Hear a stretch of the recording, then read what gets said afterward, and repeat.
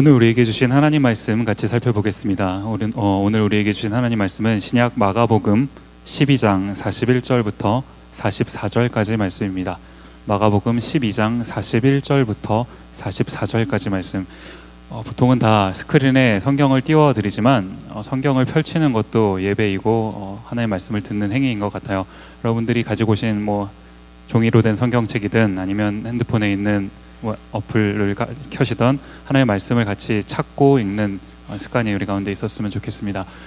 저와 여러분이 4절 말씀이니까요, 함께 읽겠습니다. 한 목소리로 함께 저와 여러분이 말씀을 읽도록 하겠습니다. 함께 읽겠습니다. 시작. 예수께서 헌금함을 대하여 앉으사 무리가 어떻게 헌금함에 돈 넣는가를 보실세 여러 부자는 많이 넣는데 한 가난한 과부는 와서 2렙돈 곧 한 고드란트를 넣는지라. 예수께서 제자들을 불러다가 이르시되 내가 진실로 너희에게 이르노니 이 가난한 과부는 헌금함에 넣는 모든 사람보다 많이 넣었도다. 그들은 다 그 풍족한 중에서 넣었거니와 이 과부는 그 가난한 중에서 자기의 모든 소유 곧 생활비 전부를 넣었느니라 하시니라. 아멘. 디모데에 오신 여러분을 환영하고 또 축복합니다. 우리 앞뒤 좌우에 계신 분들하고 이렇게 한번 인사했으면 좋겠습니다. 참 잘 오셨습니다. 네, 정말 이 방학이 끝나가니까 마지막에 막바지로 어디 놀러 가시는 분들이 좀 계신 것 같아요. 빈자리가 좀 보이는데 하루빨리 다 같이 모여서 예배드리는 날이 속히 왔으면 좋겠습니다. 제가 최근에 책을 이제 한 권 읽게 되었습니다. 아직 다 읽지는 못하고 읽는 중인데 그 책 제목이 뭐냐 하니까 지선아 사랑해라는 제목의 책이에요. 아마 읽어보신 분들도 계실 겁니다. 아시는 분들 다 계실 텐데 이게 이제 이지선이라고 하는 한 자매가 이제 자신이 겪었던 일을 이제 책으로 엮어서 이렇게 낸 것인데 이 이지선이라고 하는 자매가 무슨 일을 겪었냐 하면 대강 내용이 이렇습니다. 이 이지선이라고 하는 자매가 나이가 많지도 않습니다. 물론 저보다는 조금 많으신데 78년생 젊죠? 감사합니다. 고개를 끄덕여 주시는 분들 너무 감사합니다. 78년생이에요. 이화여자대학교에서 유아교육학과를 졸업한 이제 이런 자매였습니다. 이 자매가 그 대학교 4학년이던 시절에 이게 언제냐면 2000년 7월 30일 학교 도서관에서 공부를 마치고 이제 늦은 시간 귀가를 했나 봐요. 그래서 이제 자기 친오빠가 이제 데리러 온 겁니다. 그래서 그 차를 타고 이제 같이 집으로 가던 길에 귀가하던 그 길에 끔찍한 사고를 당하게 됩니다. 한 음주운전자가 이제 몰고 가던 그 갤로퍼 승용차, 다 아시죠? 한국의 갤로퍼가 어떤 차인지. 이 갤로퍼라는 차가 이제 음주운전으로 가고 있었는데 이 이지선 자매와 그 오빠가 타고 있던 마티즈 승용차를 들이받은 겁니다. 사고가 났어요. 사고가 난 다음에 이제 둘 다 정신이 좀 나갔겠죠. 그러다가 이제 오빠가 정신을 차리고 보니까 지금 자기네가 엄청난 사고를 당한 거 아닙니까? 그래가지고 이제 다행스럽게 이제 이 마티즈 차에서 운전을 하고 가는데 7월 30일이면 더웠을 때잖아요. 근데 에어컨을 안 켜고 다행인지 하여튼 이 창문을 내리고 이제 운전을 했었나 봐요. 그래서 이제 창문이 열려 있으니까 그 창문으로 이 오빠가 잽싸게 이제 내린 겁니다. 재빨리 나와서 이제 동생이 옆에 조수석에 있었으니까 조수석에 가본 거예요. 딱 갔는데 조수석에 아무도 없더라는 겁니다. 동생이 없는 거예요. 그래가지고 이제 동생을 빨리 어떻게 찾아야겠다고 보는데 그러고 가서 봤더니 저 차 뒤편에 그 흰 양말을 신은 이 동생의 그 다리가 보이더라는 거예요. 이제 차가 이제 충돌을 하면서 보니까 6중 추돌 사고라고 하던데 엄청난 사고 아닙니까? 이제 연료통이 터졌고 차가 이제 불길에 휩싸이는 그런 상황 가운데 있는 겁니다. 거기에 이제 이 이지선 자매가 이 차량 뒤편에 이제 끼어 있었던 거고, 이 오빠가 이제 어떻게 합니까? 동생이 보이니까 이제 온 힘을 다해서 이 자매를 끌어낸 거예요. 근데 이미 이제 이 이지선 자매의 상체는 다 그 불길에 휩싸여 있는 상태였고, 오빠가 이제 동생이 불에 이제 타고 있으니까 얼마나 다급했겠습니까? 그래서 그거를 빨리 불을 끌려고 끌어안은 거예요. 끌어안다 보니까 그 불이 자기 몸에도 이제 달라붙고 자신의 팔도 이게 피부가 타들어가고 이런 이제 상황에 펼쳐진 겁니다. 이게 얼마나 심각한 사고가 난 건지 여러분 상상이 가시나요? 이제 그렇게 하고 있는데 어떤 사람이 저 옆에서 빨리 비키라고, 지금 차가 터지기 일보 직전이니까 빨리 비키라고 막 누가 소리를 지르더라는 거예요. 그래서 이 오빠가 정신없는 그 와중에 그 동생을 끌어안고 몇 발자국 옆으로 건너온 겁니다. 그러는 찰나에 이 차가 터진 거예요. 정말 다행으로 그 오빠 덕분에 오빠와 이 이지선 자매는 생명을 건졌습니다. 근데 여러분, 이게 정말 다행입니까? 시간이 지나고 이지선 자매가 정신을 차리고 그 자기를 구해준 오빠한테 이런 말을 했다고 해요. 오빠, 나 이렇게 하고 어떻게 살아? 차라리 날 그냥 죽이지. 나 이렇게 하고 어떻게 살아? 그날 이지선 자매가 몸에 사고로 인해서 화상을 입었는데 그 화상은 전신 55%에 걸친 3도 화상이라고 해요. 이게 얼마나 심각한지 뭐 저는 이 수치만 봐서 잘 모르겠지만 들어만 봐도 이게 얼마나 심각한 건지 상상이 가는 거 아닙니까? 마음 같아서는 이 자리에서 한번 이렇게 사진을 여러분에게 보여드리고 싶었어요. 이 분이 이지선 자매님입니다. 그런데 뭔가 제 마음대로 이분의 그 사진을 이렇게 보여드리고 하는 게 좀 이렇게 마음이 편치가 않아서 제가 그러진 못했어요. 혹시 집에 가셔서 여유가 되시면 한번 그 인터넷에 이지선 자매 한번 이렇게 검색을 해보세요. 이분의 그 카페도 있고 뭐 이렇게 있어서 공개된 사진들이 있을 겁니다. 그 사진을 보시면 여러분이 많이 놀라실 텐데 많이 수술을 하고 정말 많은 분들이 도움을 주셔서 많이 나아진 게 그 정도인 겁니다. 젊고 대학교 4학년 젊고 미래가 창창하던 한 자매가 한순간의 사고로 그 겪었을 그 마음의 고통, 상상이 안 가요. 상상이 안 가는 겁니다. 게다가 유아교육 전공이라고 제가 말씀드리지 않았습니까? 아이들을 정말 좋아해. 보통 자매들이 좀 그렇죠. 아이들 참 좋아하잖아요. 이 가운데도 제 아들을 예뻐해 주시는 분들도 계시고 하는데 보통 이제 자매들은 특별히 아이들을 막 예뻐하는 거 아닙니까? 그런데 얼굴이 그렇게 되니까 더 이상 아이들한테 다가갈 수가 없는 거예요. 그 이지선 자매한테 그런 환경이, 그런 처해진 현실이 얼마나 고통스러웠을지 여러분 상상이 가십니까? 시간이 흐르면서 하나님이 이 이지선 자매의 마음을 이렇게 만져주셨어요. 다행히 신앙이 있었던 자매였나 봅니다. 절망의 끝을 경험했던 그 자매가 하나님이 만져주시는 그 터치를 통해서 회복되어져 가는 거예요. 시간이 한참 지났습니다. 그리고 이 이지선 자매가 유학을 결심했더라는 거예요. 그래서 이제 미국으로 유학길을 오르게 됩니다.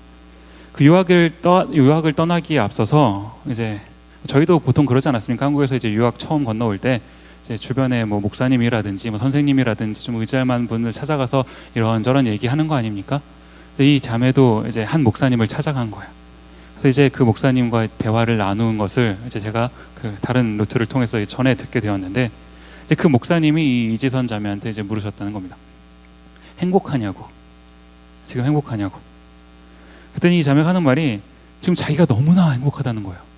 아니 지금 온몸에 화상을 입고 비록 수술을 좀 했지만 회복도 안 돼. 딱 봐도 섬뜩 놀랄 만큼의 그런 현실에 처해진 이런 자매가 행복하다는 거예요. 그러면서 하는 말이 혹시 하나님께서 나를 그 사고가 나기 전으로 돌려주실 수 있다 하더라도 나는 돌아가고 싶지가 않다고. 이런 말도 안 되는 소리를 하는 거예요. 그래서 이 목사님 물으셨어요. 왜 그런 생각을 했느냐 라고 목사님 물으시니까 이 자매가 하는 말이 예전에는 자기가 이화여자대학교 얼마나 좋은 학교입니까? 거기 4년 동안 이제 공부를 하면서 자신의 미래를 열심히 꿈꿨겠죠. 거기서 이제 나의 미래, 나의 인생을 설계해 가면서 나를 가꾸기 위해서 지금까지 20몇 년 동안 쭉 살아왔었는데 이렇게 사고를 당하고 나서 보니까 이젠 내가 나를 위해서 살지 않고 남을 위해서 살고 있더라는 거예요. 나의 이 현실을 보고 많은 사람들이 위로를 얻고 감동을 받고 삶이 변화되고 이러한 모습들을 자기가 보게 되니까 자기가 이 삶에 더 가치를 느끼게 되는 거 아닙니까? 그래서 이전으로 돌아가고 싶지 않다고. 난 지금이 더 행복하다고. 아마 이 자리에 계신 분들 중에서도 이 이재선 자매 이야기를 통해서 뭐 책이라든지 뭐 설교라든지 TV에서도 한번 나왔던 것 같아요. 이런 걸 보시면서 감동받고 위로받으셨던 분들 아마 계실 거라고 생각이 들어요. 제가 지난주에 이제 설교를 준비를 하고 있는데 이 이재선 자매의 이야기가 이제 머릿속에서 떠나지를 않는 겁니다. 어떻게 이게 가능할까? 자신의 삶이 어떻게 보면 망가졌는데 어떻게 그 가운데서 행복하다고, 남을 도울 수 있는 이 삶이 행복하다고 말하는 게 가능한가? 계속 고민을 하게 되더라는 거예요. 저는 오늘 이 본문 말씀, 마가복음 말씀을 여러분과 함께 나누면서 우리가 한번 고민해 봤으면 좋겠는 거예요. 우리가 크리스찬으로 이 자리에 모여 있는데 우리가 기독인으로서, 예수님을 믿는 그리스도인으로서 어떻게 살아가야 할까를 고민하는 시간이 되었으면 좋겠는 겁니다. 오늘 본문 말씀을 다시 한번 여러분과 함께 읽어보도록 하겠습니다. 마가복음 12장 41절부터 42절까지 말씀 함께 읽겠습니다. 시작. 예수께서 헌금함을 대하여 앉으사 무리가 어떻게 헌금함에 돈 넣는가를 보실세 여러 부자는 많이 넣는데 한 가난한 과부는 와서 2렙돈 곧 한 고드란트를 넣는지라. 아멘. 어느 날 그 예수님께서 이제 성전에서 그 헌금함, 우리 교회는 헌금함이 없는데 이제 보면은 헌금을 보통 하고 들어올 수 있도록 헌금함이 마련되어 있는 곳도 있는 거 아닙니까? 이 이제 성전에 있는 헌금함 이제 근처에 앉아 계셨던 거예요. 그리고는 이제 그 성전에 드나드는 사람들이 어떻게 헌금하는지를 예수님께서 이제 보신 겁니다. 그랬더니 이제 부자들이 왔어요. 부자들이 많이 와서 여러 부자들이 왔다고 성경이 기록합니다. 헌금을 많이 넣었대요. 부자니까 뭐 돈이 좀 있었겠죠, 여유가. 이제 그러는 중에 그 부자들 틈에 한 과부가 온 겁니다. 어느 한 과부가 이제 헌금함 앞에 딱 왔어요. 와서 서서는 이제 헌금함에 헌금을 넣는데 이제 성경은 이걸 어떻게 기록하냐 보니까 이 과부가 2렙돈, 즉 한 고드란트를 넣었다 이렇게 기록을 하고 있는데 뭐 렙돈이나 뭐 고드란트나 이게 우리한테 친숙한 화폐의 단위가 아니죠. 그래서 제가 이제 좀 이해를 돕기 위해서 자료를 좀 찾아봤습니다. 그랬더니 이 2렙돈 한 고드란트라고 하는 이 돈이 지금의 가치로 환산을 하면 1,000원이 안 되는 돈, 1달러가 1불이 안 되는 돈이라는 거예요. 이제 이 돈을 과부가 헌금을 했다라고 이제 기록을 하고 있습니다. 이제 이 장면을 예수님께서 보시고 이어서 바로 말씀하시는 거 아닙니까? 43절과 44절 말씀에 제가 읽겠습니다. 예수께서 제자들을 불러다가 이르시되 내가 진실로 너희에게 이르노니 이 가난한 과부는 헌금함에 넣는 모든 사람보다 많이 넣었도다. 그들은 다 그 풍족한 중에서 넣었거니와 이 과부는 그 가난한 중에서 자기의 모든 소유 곧 생활비 전부를 넣었느니라 하시니라. 지금 무슨 말씀이에요 이게? 예수님이 말씀을 하시는 거죠. 이 풍족한 중에 헌금을 많이 한 이 부자들보다 가난한 중에서 자기가 가진 그 생활비 전부 2렙돈 한 고드란트, 그 1불도 안 되는 그 1,000원도 안 하는 그 적은 돈이지만 그 돈을 모두 다 주님께 드린 헌금한 이 과부가 더 많이 헌금했다라고 지금 예수님이 말씀하고 계시는 거 아닙니까? 이 본문 친숙하시죠? 많이 읽어보시거나 들어보셨죠? 여러분 이 본문을 읽으실 때마다 무슨 생각이 드십니까? 하나님께서는 내가 가지고 있는 것, 이 작은 것, 정말 이 보잘것없는 것이지만 이것마저 내가 다 하나님께 드릴 때 하나님 기뻐 받으시고 하늘의 복을, 우리가 그렇게 그토록 원하는 그 축복을 내려주신다. 그러니까 우리는 우리의 모든 것을 다 하나님께 드리자. 이런 은혜로운 적용을 이 본문을 통해 하시나요? 제가 설교를 준비하면서 이 본문을 읽고 또 읽고 묵상하고 또 묵상해 봐도 아무리 생각해 봐도 그렇게만은 볼 수 없더라는 거예요. 정말 이 과부가 1달러밖에 없는 그 전 재산을 가지고, 그게 전 재산인데 그걸 하나님 앞에 다 드렸을 때 정말 우리 하나님이 그것을 다 받으시고 기뻐하셨을까요? 만약에 그랬다면 예수님도 하나님이신데 그 자리에 보고 계셨잖아요. 이걸 지금 이 상황을 기술하신 거 아닙니까? 말씀하셨잖아요. 기왕 말씀하시는 거, 이 과부가 정말 잘했다. 이 과부는 진짜 천국에 갈 때까지 누구보다 칭찬받을 것이다. 이런 칭찬의 메시지 한마디 정도는 해주셔야 되는 거 아닌가요? 아니면 그런 게 없다 손 치더라도 이 과부가 집으로 돌아가 봤더니 자기 집에서 이 랩돈이 써도 계속 채워지고 남아서 나중에 랩돈이 12광주리가 남았더라. 뭐 이런 기적적인 사건이라도 기록되어 있어야 되는 거 아닙니까? 여러분, 성경은 책으로 구성되어 있습니다. 제가 아까 성경을 다 펴라고 말씀드렸는데 성경은 책이죠. 책이라는 건 어떻습니까? 이제 전개가 있는 거 아닙니까? 앞뒤가 있는 거죠. 앞뒤가. 물론 그렇지 않은 경우들도 종종 있지만 대부분의 책은 이제 스토리로 이어져 있습니다. 그것을 고려하면서 성경을 읽어야 돼요. 그래야지만 의미를 보다 더 정확하고 바르게 파악할 수 있는 겁니다. 한 구절만 딱 떼어서 이 구절이 나한테 은혜가 되니까 나는 앞뒤 다 빼놓고 요것만 읽겠다, 이런 거 안 됩니다. 저는 오늘 본문 말씀이 특별히 저한테 그러는 거예요. 오늘 본문 딱 요 네 절 말씀만 딱 떼어놓고 본다면 전 재산을 다 주님께 드린 이 과부의 대단한 믿음, 그 믿음을 예수님께서 언급하시면서 마치 이 과부의 대단한 믿음을 칭찬하시는 것처럼 여겨질 수 있겠으나 앞뒤 구절을 우리가 조금만 살펴본다면 과연 정말 그럴까? 예수님의 의도가 정말 이게 다일까? 라는 생각을 하게 되더라는 거예요. 오늘 우리가 읽었던 이 본문 말씀 바로 직전의 말씀 뭐라고 기록합니까? 38절부터 40절까지 말씀, 여러분 눈으로 읽으세요. 제가 읽겠습니다. 예수께서 가르치실 때에 이르시되 긴 옷을 입고 다니는 것과 시장에서 문안받는 것과 회당의 높은 자리와 잔치의 윗자리를 원하는 서기관들을 삼가라. 그들은 과부의 가산을 삼키며 외식으로 길게 기도하는 자니 그 받는 판결이 더욱 중하리라 하시니라. 지금 이게 무슨 말씀입니까? 지금 예수님이 뭘 지적하고 계시는 건가요?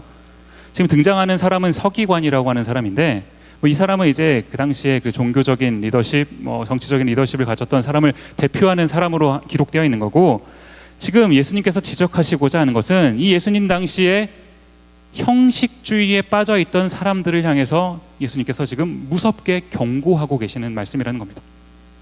무슨 형식주의를 말하는 겁니까? 하나님을 향해서 정말 경건한 마음을 가지고 신앙생활을 하는 것이 아니라 남들한테 보여주기 위해서, 그냥 내가 좀 더 돋보이기 위해서, 내가 이만큼 하는 사람이다, 나는 이래서 이 사회의 리더다, 이걸 보여주기 위해서 하는 사람들을 지적하는 말이라는 거예요. 외식으로 길게 기도한다, 이게 무슨 말입니까? 이게 무슨 식당에 어디 밥 먹으러 나가서 외식하러 갈 때 막 거기 식당에서 막 길게 기도하는 거, 그걸 말하는 겁니까? 웃자고 하는 소리 때는 좀 이렇게 웃어주시는 것도 이제 좋은 것 같아요. 하하하, 네, 그죠? 외식하러 가서 길게 기도하는 것도 문제예요. 왜 식당에서 왜 길게 기도하니까 빨리 밥 먹어야지. 크게 기도하는 사람들이 식당에 가서 크게 기도하지 마세요. 속으로 하십시오. 하나님 다 들으십니다. 그런 게 아니에요. 그런 걸 말하는 게 아니라 여기서 외식으로 기도한다는 것은 남들한테 보여주기 위한 의도를 가지고 기도하는 것을 말하는 겁니다.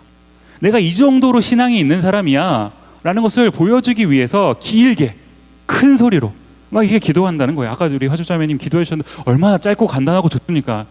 아름다운 기도예요. 길게 하실 필요가 없습니다. 제 설교가 짧아야 되는데 웃자고 하는 소리입니다. 예수님께서 지금 이걸 지적하고 계신 거예요. 이러한 외식하는 형식주의를 지적하고 계시다는 거예요.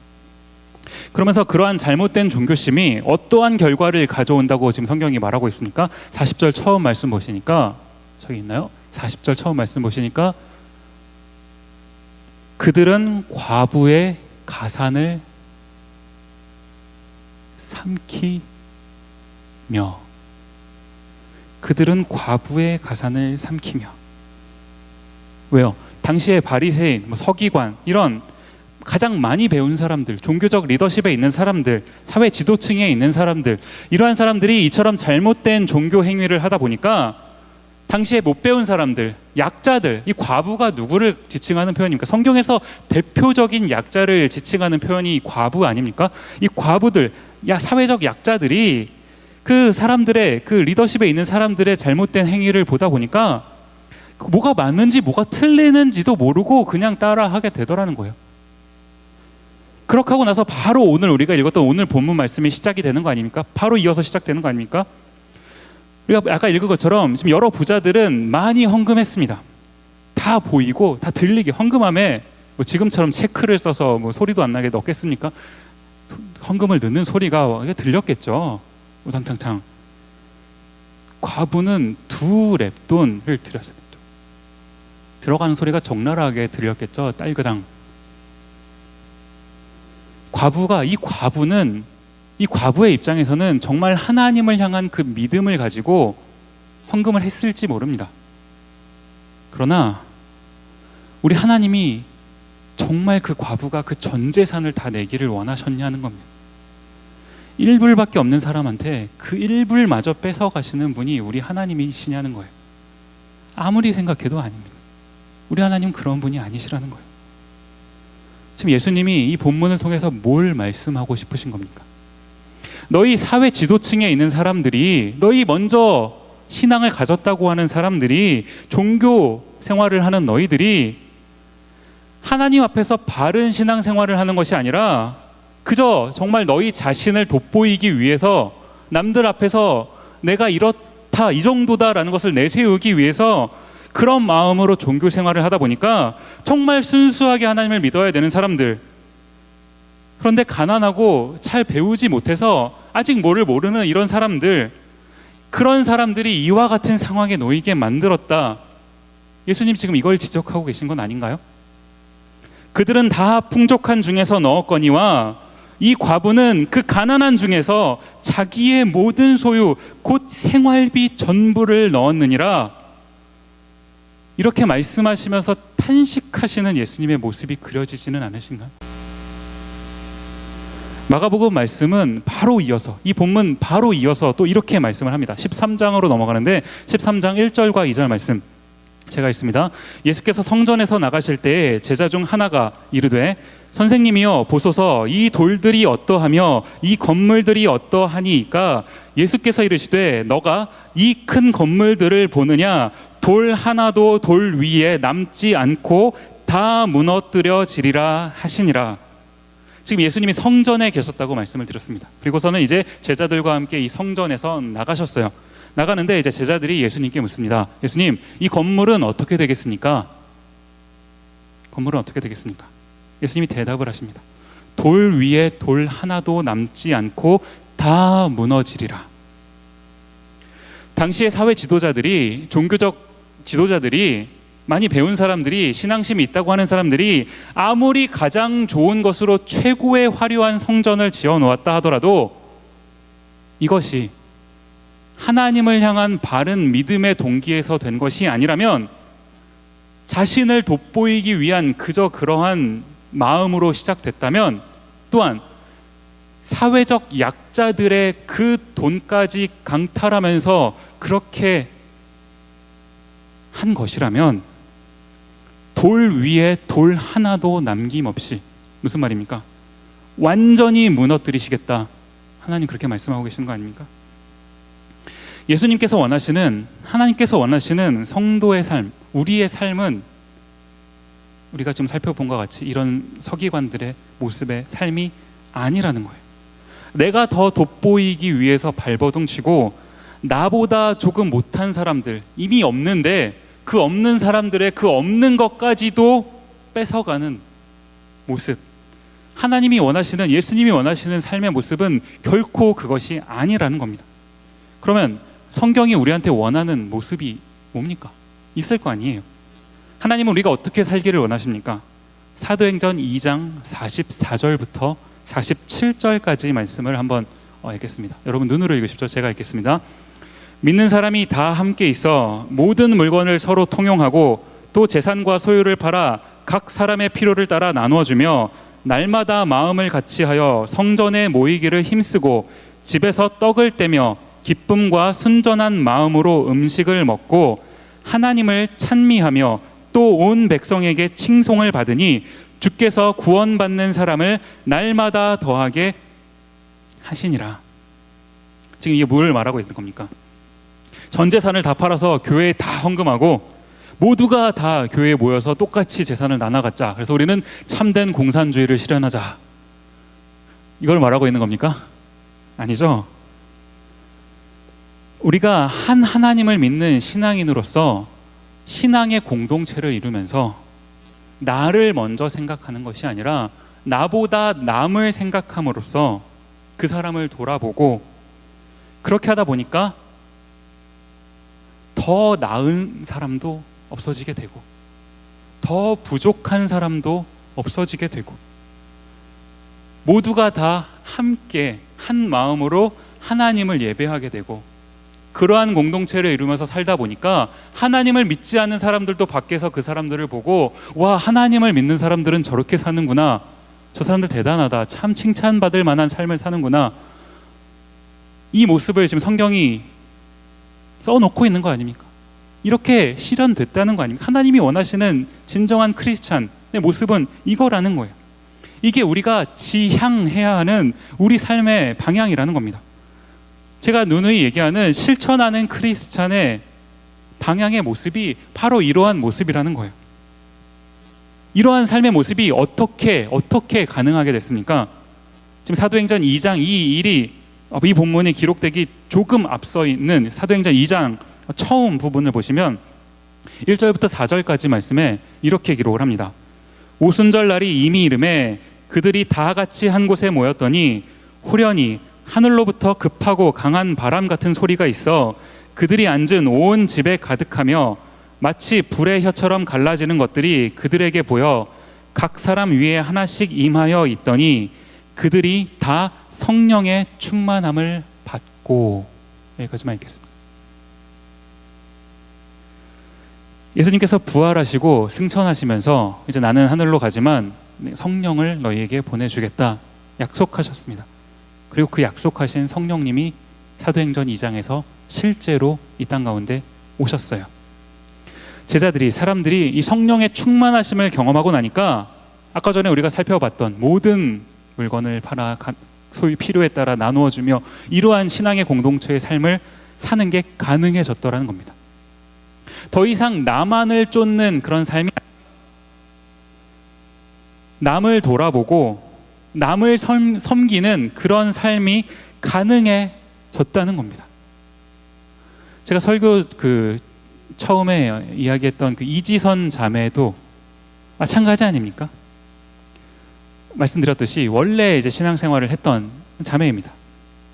그런데 이런 말도 안 되는 사건을 겪었는데 그 사건이 지나고 난 다음에 오히려 이 이지선 자매는 더 하나님을 깊이 만나게 된 거예요.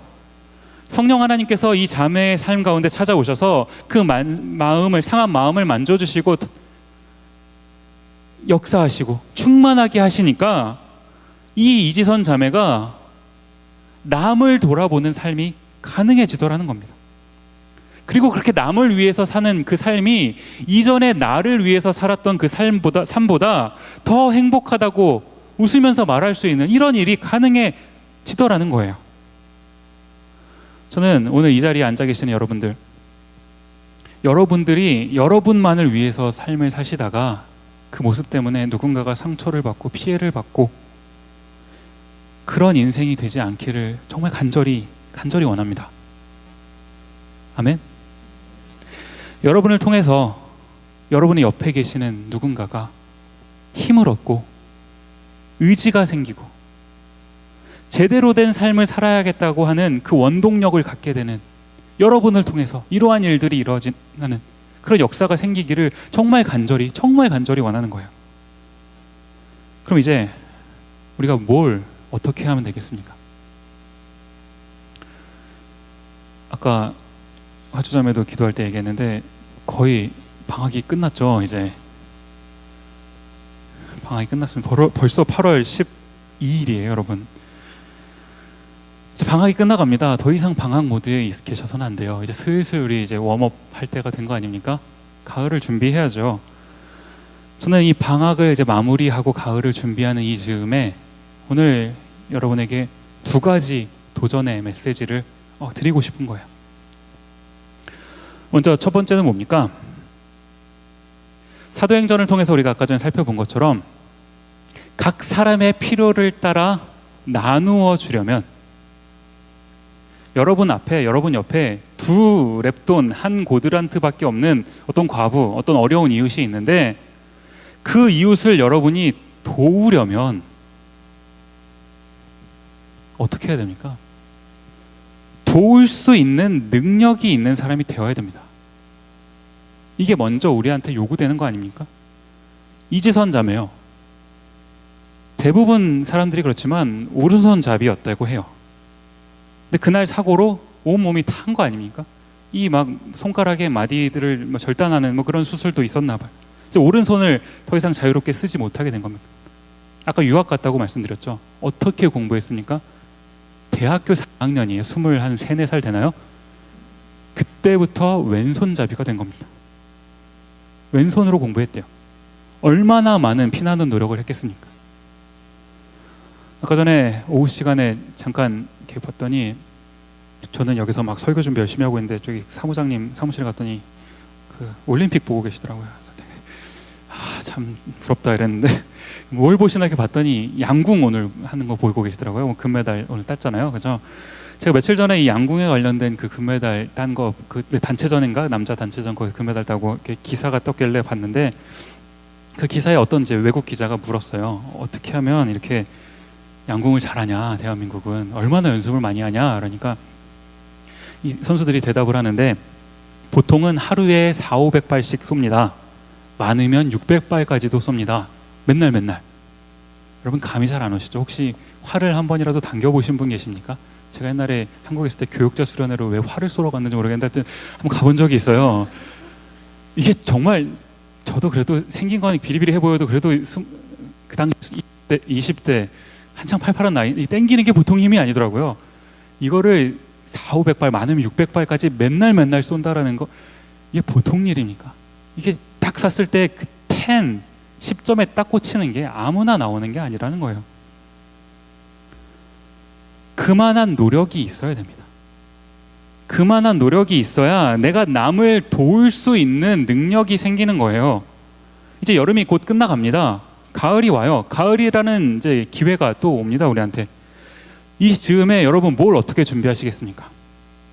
하나님께서 여러분에게 기회를 주셨잖아요. 남들은 가질 수 없는 이 대단한 유학이라는 기회, 직장이라는 기회 등등의 기회를 주신 거 아닙니까? 하나님이 주신 그 기회 가운데 정말 열심히 준비해야죠. 코피 터지게 준비해야 됩니다. 저와 여러분 정말 서로 이제 막 코피 터져갖고 막 인증샷 보내는 이런 일들이 있었으면 좋겠어요. 드디어 터졌습니다, 목사님 이러면서. 그렇게 준비하면 하나님이 그 준비된 사람들, 여러분들을 사용하실 겁니다. 그러는가 하면 두 번째는 뭔가요? 이렇게 인격적인, 인간적인 준비 정말 필요하죠. 코피 터지게 정말 열심히 공부하고 열심히 일하고 하는 것 중요하죠. 그런데 그런 인간적인 준비만 하다 보면 자칫 옆길로 셀 수 있다는 거예요. 아까 전에 등장했던 서기관, 오늘 등장하진 않지만 바리새인, 우리가 성경을 통해 잘 알고 있는 이런 사람들, 다 이런 사람들 아닙니까? 정말 그 열심으로는 누구도 따라갈 수가 없는 사람들입니다. 뛰어난 사람들이에요. 보통 어떤 사회도 리더십 그룹에 가는 사람들은 보통 사람들 아닙니다. 대단한 사람들이죠. 그러나 그런 위치에 올라갔다 하더라도 예수님께 인정받지 못한 거예요. 그런 거 아닙니까? 우리는 인간적인 준비를 최선을 다해 해야 되지만 나 혼자 하는 게 아니라 성령님의 인도하심을 받아야 된다는 거예요. 내가 지금 잘 가고 있는지 늘 체크 받아야 된다. 이번 가을에도 우리가 정말 열심히 노력해야죠. 열심히 노력해야 되는데 그게 나의 능력이 아니라 성령님의 능력으로 내가 하루하루 매 순간을 살아갈 수 있도록 인도하심을 받아야 된다는 겁니다. 어떻게 하면 그게 가능합니까? 어떻게 하면 성령님의 인도가 가능해요? 기도하셔야 됩니다. 사도행전 2장, 아까 성령을 받았던 성경 전체에서 아주 기념비적인 그런 사건이 기록되어 있는 장인데 그 성령 임재하시는 그 사건도 모두가 다 모여서 기도할 때 성령님이 그들에게 임하셨습니다. 저는 살면서 하나님께서 우리한테 시간의 매듭을 이렇게 주시는 게 참 얼마나 감사한지 몰라요. 한 번씩 있잖아요. 1학기, 여름방학, 2학기, 있잖아요. 대학교, 고등학교, 대학교, 있잖아요. 다 이런 매듭들이 있을 때마다 얼마나 감사한지 모릅니다. 새로운 마음으로 시작할 수가 있잖아요. 뭔가 하나 끝났고 이제 새롭게 시작한다. 이제 학생들한테는 이제 9월이면 가을 학기라고 하는 새로운 시간의 매듭이 시작이 됩니다. 직장인들은, 제가 설교를 준비하다 보니까 직장인들이 자꾸 떠올라요. 이게 다소 구분이 조금 없기는 하죠. 그런데 어떻습니까?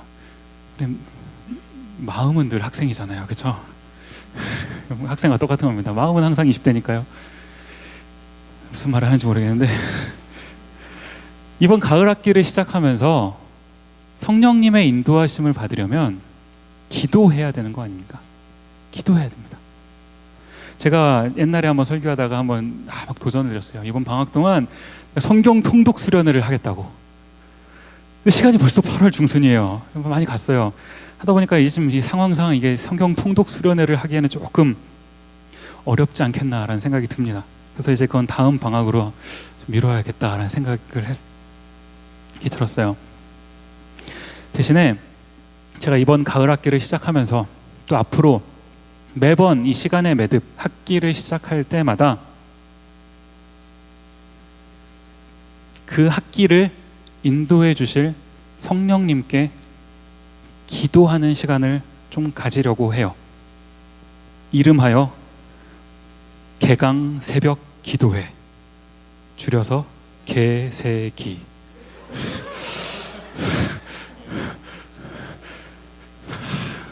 감사합니다, 여러분. 우리 같이 한번 개새기 한번 해보시지 않겠습니까?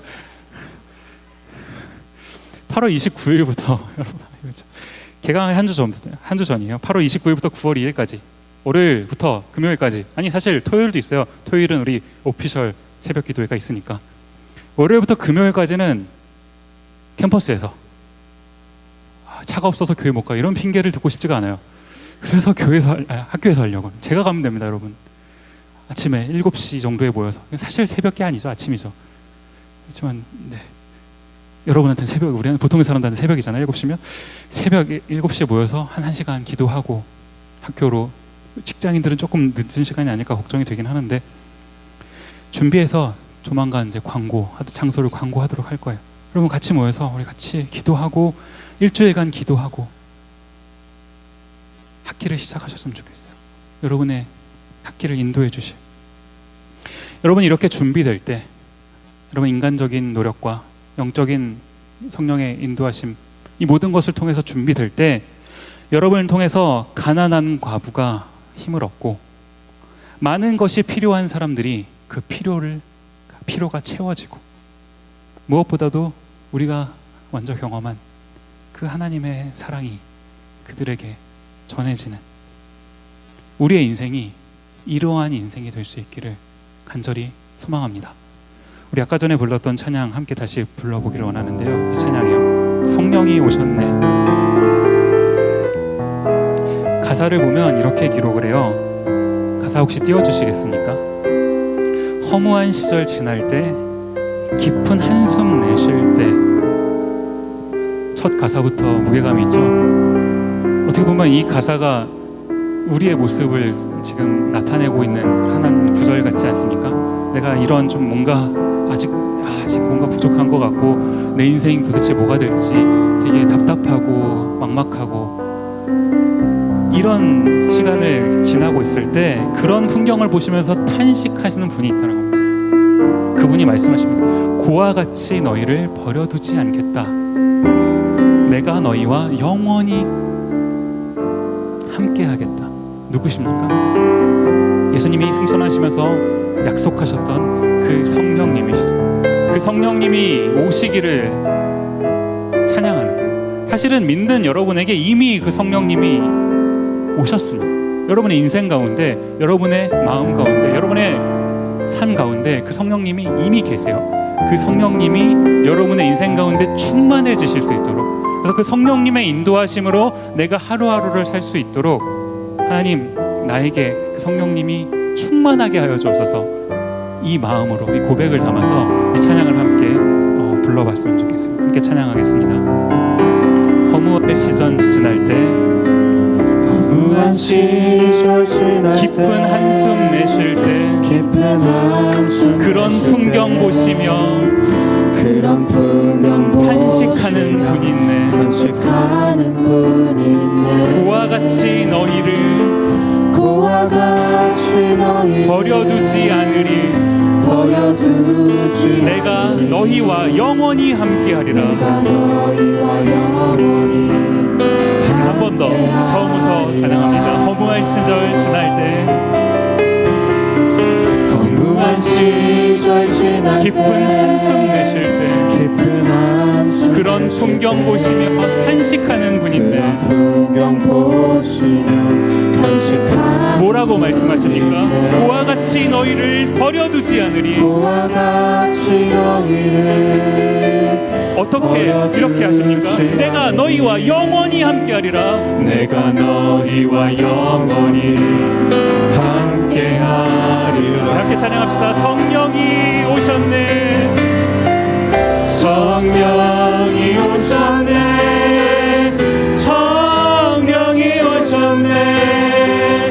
내 주에 보내신 성령이 오셨네. 우리 인생 가운데 우리 인생 가운데 신이 찾아오셔서 신이 찾아오셔서 그 나라 꿈꾸게 그 하시네. 나라 꿈꾸게 하시네. 2절 찬양할까요? 억눌린 자 갇힌 자, 억눌린 자 갇힌 자 자유함이 없는 자, 자유함이 없는 피난처가 되시는 피난처가 되신 성령님 계시네. 성령님 계신 주의 영이 계신 곳에 주의 영이 계신 참 곳에 자유가 있다네. 참 자유가 진리의 영이신 성령이 오셨네. 진리의 영이신 성령이 오셨네. 함께 찬양합시다. 성령이 오셨네. 성령이 오셨네. 성령이 오셨네. 성령이 내 주에 보내신 내 주에 보내신 성령이 오셨네. 성령이 오셨네. 우리 인생 가운데 우리 인생 가운데 신이 찾아오셔서 신이 찾아 그 나라 꿈꾸게 하시는 그 나라 꿈꾸게 하시는 성령님을 초청하시면서 성령이 오셨네. 성령이 오셨네. 성령이 오셨네. 성령이 내 주에 보내신 내 주에 보내신 성령이 오셨네. 성령이 오셨네. 우리 인생 가운데 우리 인생 가운데 신이 찾아오셔서 신이 찾아오셔서 그 나라 꿈꾸게 그 하시네. 나라 꿈꾸게 하시네. 같이 반주를 들으면서 잠시 기도하는 시간 좀 갖기를 원합니다. 여러분, 우리 인생은 그냥 이렇게 시시하게 사는 인생이 아닙니다. 하나님께서 우리에게 오늘과 내일을 허락해 주신 것은 우리에게 특별한 이유와 목적이 있기 때문에 허락해 주신 거예요. 하나님이 그 일을 이루시기 위해 여러분을 자녀 삼아 주신 거 아닙니까? 구원받은 여러분이 할 일이 있기 때문에 예수님께서 십자가에 달려 돌아가시면서까지 우리를 구원하시고 하루하루의 인생을 살게끔 하신 거 아닙니까? 우리 결코 시시하게 살아서는 안 됩니다. 하나님, 이 세상 가운데는 아직도 여전히 하나님의 사랑이 필요한 곳이 너무나 많습니다. 하나님, 내가 준비되어서 그 일에 쓰임 받기를 원합니다. 하나님, 내가 먼저는 정말 열심히 준비하는 사람이 되기를 원합니다. 하나님, 내가 내 시간을, 내 에너지를 낭비하지 않게 하시고 정말 열심히 준비하는 주의 딸, 주의 아들 되게 하옵소서. 기도하시길 바랍니다. 또 한 가지, 하나님, 내가 기도하면서 성령님의 인도하심으로 그 준비를 하길 원합니다. 하나님, 내가 내 뜻대로 하는 것이 아니라 날마다 성령님 계시는 그 성령님의 인도하시는 그 인생을 살면서 아버지 하나님, 내 인생 가운데 찾아오셔서 그 나라를, 하나님의 나라를 꿈꾸게 하시는 그 성령님의 인도하심으로 하루하루를 준비되어 살아가는 내가 되기를 원합니다. 우리 간절한 마음으로 제가 같이 우리 하나님께, 성령님께 같이 기도하는 시간 갖도록 하겠습니다. 다 같이 기도하시겠습니다. 아버지 하나님, 이 자리 가운데 성령 하나님 찾아